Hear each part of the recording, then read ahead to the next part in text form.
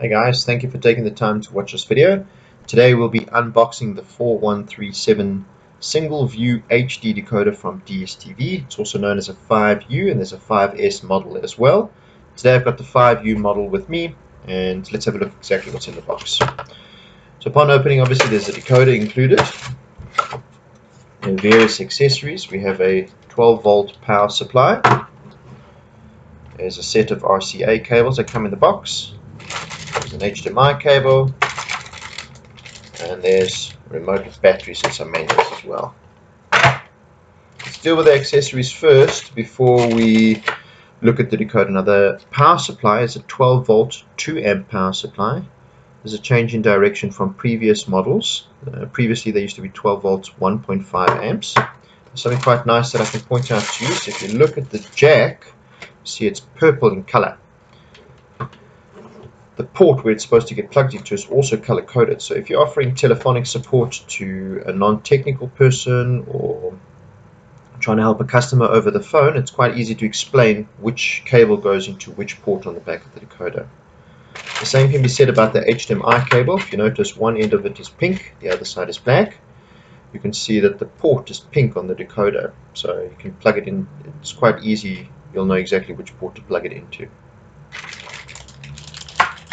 The RCA cables, same goes for them in terms of color coding. You can see it's a yellow jack into the yellow port, so it's very easy to know where to plug it into.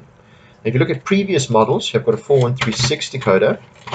You see that on the 4136, the RCA cables have individual ports, but on the 4137, it's a 3.5 millimeter jack. So just bear that in mind if you have to get a replacement cable for this unit.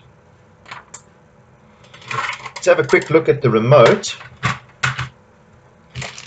Now the remote itself looks a bit different from previous models. There's the 4136 remote. You can see they look quite different to each other.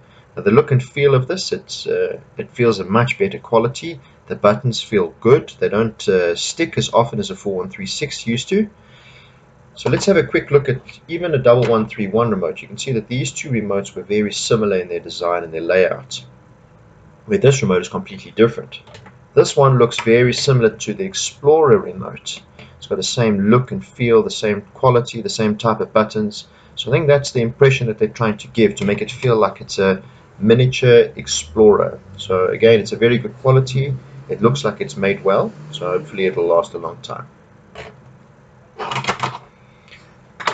Let's have a quick comparison to previous models. Here we have a 1131, a 1132, we have the 4136, and the new 4137. So you can see these models, if you stack them from the front, there's a huge reduction in terms of size of the decoders. From the back, you can see the port layout's been changed quite significantly as well.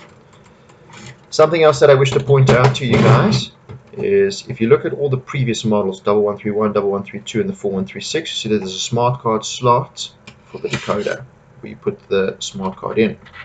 There is no smart card slot on the 4137. If you look at the sides there, you can see there's no way to insert it. So don't be alarmed if you see that there's no smart card included in the box. The smart card is actually hard coded to the chip, so it's paired from the factory side. In terms of the basic, well, let's have a look at the ports then. You can see that there's also a USB port. This has no storage functionality. It simply supplies DC voltage. It's 5 volts up to 500 milliamps if you want to charge a phone or power up another device. There's also an Ethernet port as well. At this time they serve no function, but I'm sure there will be extended functionality in the future when it comes to these decoders. On a note of the satellite feed these decoders require, the decoder is compatible with both a legacy satellite system as well as a SATC-R satellite system. On the legacy based system, you just plug it into a standard single LNB, twin LNB, quad LNB.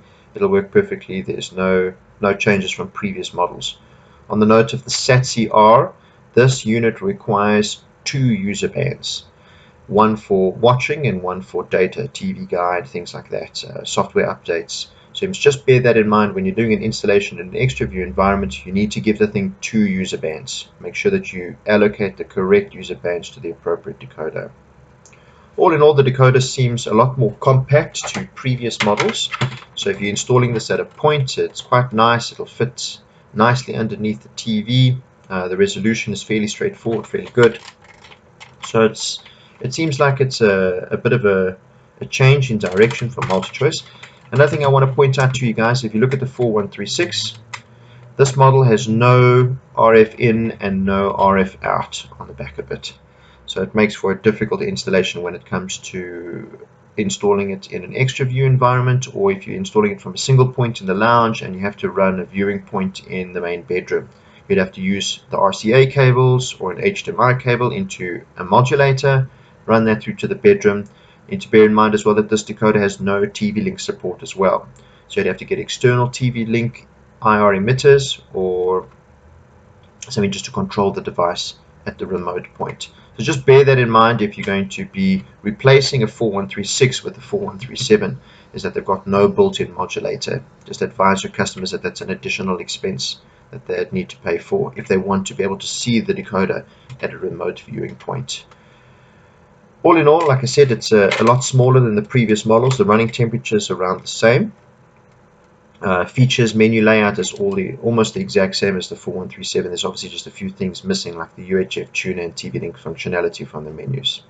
Feel free to make any comments or ask us any questions. We're happy to help. Have a good day.